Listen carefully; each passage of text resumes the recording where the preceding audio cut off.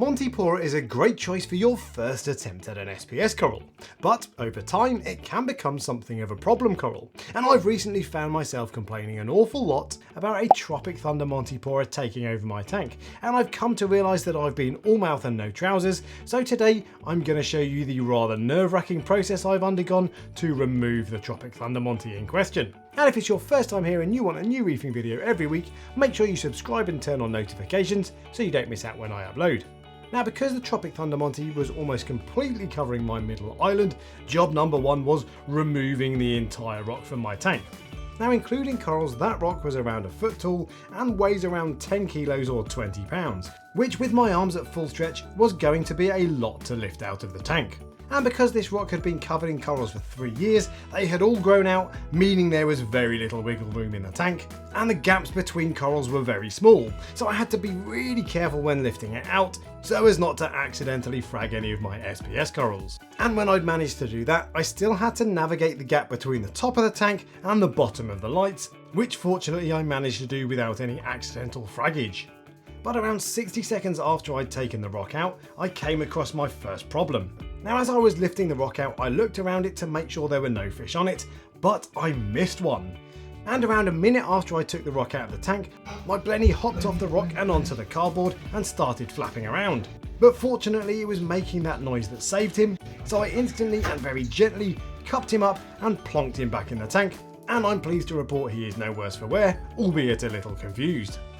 Now, before I show you the difficult and awkward process of removing this coral, it's worth a quick pause to see how awesome the corals look out of water. If you've ever seen video footage of corals in the sea, they receive natural light like the sunlight this was getting, and this is what they look like. And while it's not as spectacular as the fluorescence you get in your tank, I still took a few seconds to absorb just how cool these animals look.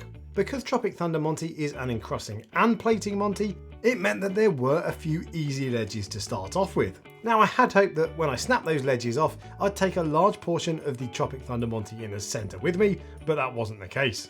And in fact, none of the ledges I snapped off managed to remove more than an inch or two of Tropic Thunder. Now, because this is real reef rock which has all sorts of nooks and crannies, I did manage to find some parts that I could dig my snippers into and leverage off a little chunk. But the reality was that only small pieces came off at one time, and it wasn't long before I was into the territory of scraping. Now, that was a real shame because I had hoped to rescue as much of this Monty as possible, but ultimately it was starting to kill my other corals, so the main job was to get it off. Towards the edges of the Tropic Thunder, where it had grown into my Aquapora, there were some parts that I had to be really surgical. The Monty was suffocating the acros, gripping onto their skeletons and slowly stinging away their skin to the point that it could then grow further into the skeleton and repeat the process. But with a steady hand and probably a bit of luck, I managed to avoid snapping off any of my established acro colonies. And in less than 15 minutes I'd finished the job and was ready to put the rock back in the tank. Now, it's worth saying at this point that I did have a time limit in mind for the amount of time I was happy for the rock to be out of the tank. Ultimately, it would probably be fine for at least an hour or two, but I wanted to get everything done within half an hour, so to get it done in less than that made me feel much better.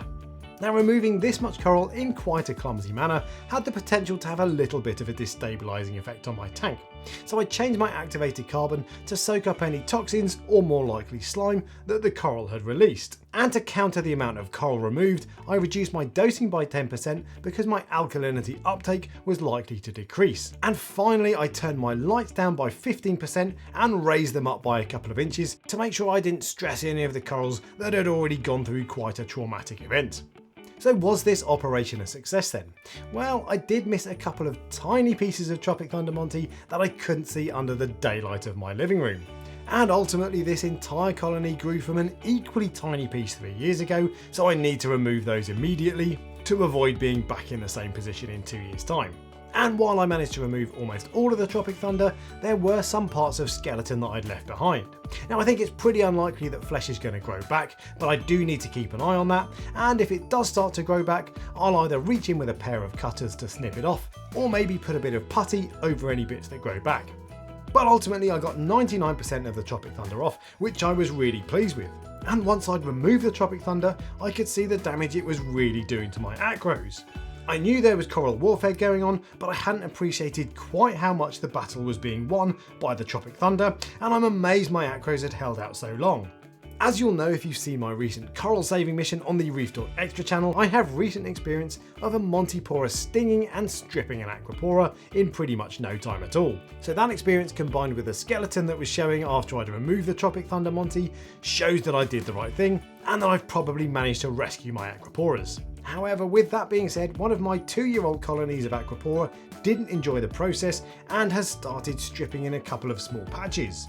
Now over 90% of the colony is absolutely fine, but you can see from the base of this coral that it's taken a real battering from the Tropic Thunder Monty, and it doesn't look like it enjoyed the process of the Monty being removed. So while I am of course hopeful that it'll pull through, I'm going to keep my eye on it over the next few days and see how it gets on, and to be honest there's every chance that it won't make it. And while I'll be gutted if that coral dies, ultimately this has been worth it just to get rid of that invasive Tropic Thunder.